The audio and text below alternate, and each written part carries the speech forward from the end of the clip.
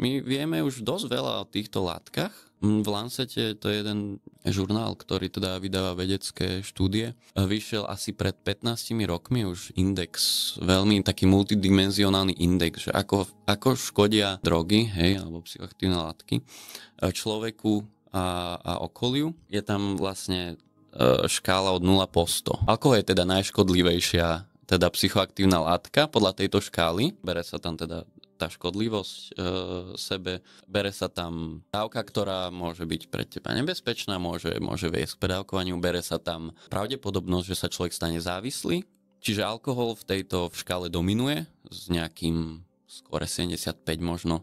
A na úplnom konci tejto škály je LSD skore 7, je tam psilocybín zo skore 5, tuším. A pritom sú to stále hrubo kriminalizované látky, na základe rozhodnutia, ktoré nemajú nič spoločné s vedou. A nechápem, že po 55 rokoch my stále sa riadíme týmto rozhodnutím jednej garnitúry, ktorá potrebovala si znovu vydobiť svoju nejakú autoritu